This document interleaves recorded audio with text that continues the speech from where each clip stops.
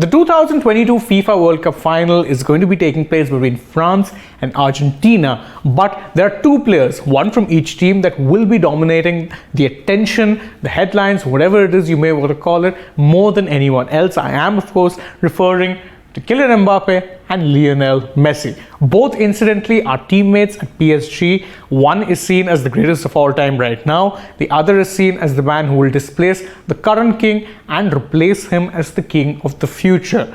It's a generational battle between two players who can already be considered up there with the pantheons of the greatest of the great footballers to have played this game. But going into the final, which of these two players has in fact had the better FIFA World Cup, whether it be individually, whether it be how it is they perform for their team, and who is it that you would tip to have more of an impact going into the finals? Well, that's something that we're going to be taking a look at right now. It's going to be stat-based. It's also going to be looking at those statistics or their numbers so far from the World Cup with a little bit more in-depth analysis. So that's what we're going to be trying to do. First, let's take a look at both of their numbers in terms of the very surface level. Both of them obviously have played 6 games, 3 in the groups, 3 in the knockouts.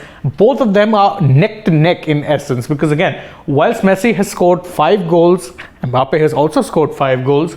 Messi has 3 assists, Kylian Mbappe has 2 assists. And Lionel Messi has won 4 Man of the Match awards so far for his displays in the FIFA World Cup, and Kylian Mbappe has won 3 Man of the Match awards so far for his displays in the FIFA World Cup. So, as I said, it's incredibly neck by neck. Both of these players are separated by the barest of bare margins when you have to look at it, at least on the surface level. However, delve a little deeper and you will see the very different kind of influence that both of them have for their respective teams. How exactly is that, you may ask? Well, let's take a look at these numbers, shall we? So, if you look at shots which both of these players have taken on goal, we're looking at shots overall, which includes on-target shots and off-target shots. Again, they're very neck by neck. Messi has taken 27 shots, whereas Mbappe has taken 25 shots.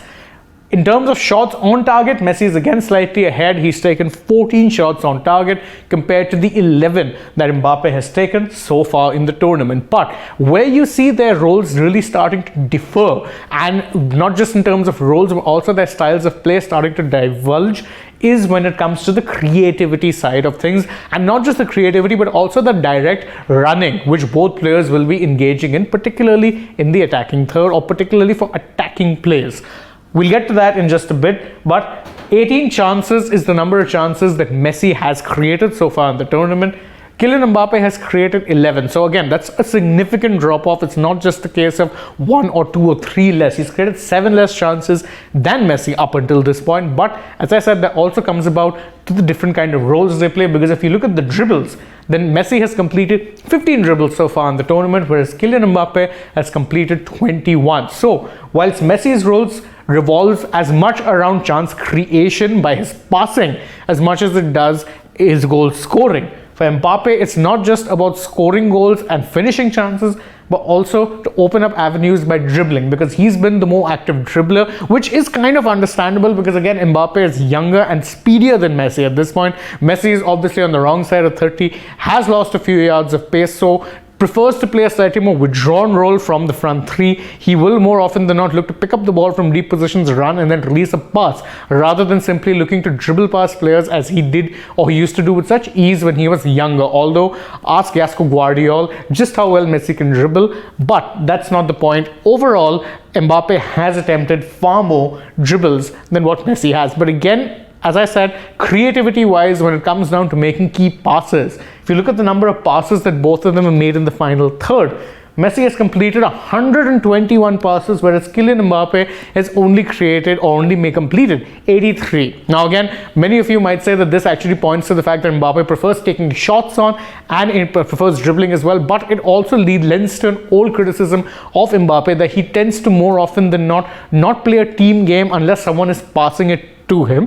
Mbappe, when it comes to assists, can be a little less, even though here he's only got 1 less assist than Messi. But again, Look at those number of passes in the final third. Kylian will prefer either making a dribble or taking a shot in the final third than he will giving a pass. So it really comes down to what roles it is they are fulfilling, as much as it comes down to the force of personality that both of them have as individual players.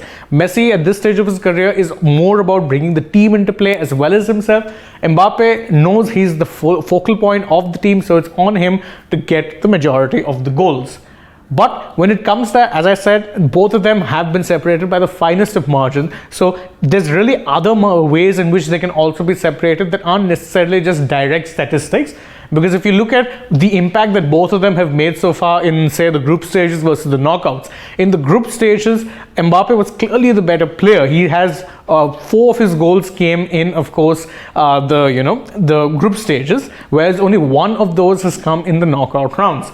For Messi, 2 of his goals came in the group stages and 3 of them have come in the knockout rounds. And it is worth repeating, or it is worth remembering, that prior to 2022, Leo Messi had never scored a goal in the knockout stages of the FIFA World Cup. This year he has 3 and has actually outscored Mbappe in that regard. But it is also worth noting that all of Messi's goals in the knockout stages have been penalties.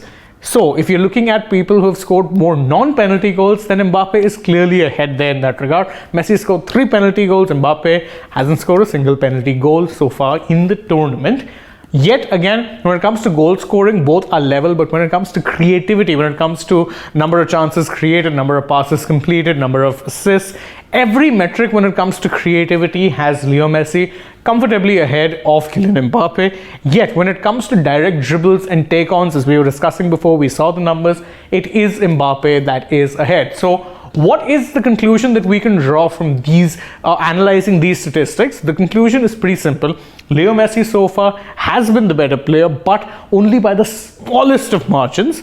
It hasn't really been much to separate either of these 2 players, who, again, it is worth repeating, play together for the same club and actually dovetail and form pretty good combinations even there. But Argentina have been a lot more reliant on Messi than France have been on Kylian Mbappe. How exactly this plays out in the final is something that's yet to be determined, but it is also worth remembering that France already have the experience of winning a final. They are, of course, the defending champions, whereas Messi and Argentina, the only time they played a World Cup final, they ended up on the losing side. Of course, 2014 and 2022, the side has changed drastically, but whether or not that is actually enough to, ensure that the history doesn't repeat itself, well, let's just say they will be hoping that this man, Leo Messi, can come to the party for them once again, finally outwit his teammate Kylian Mbappe and deny France from getting a second World Cup. Whether or not that happens is something that will only be seen once the final is over.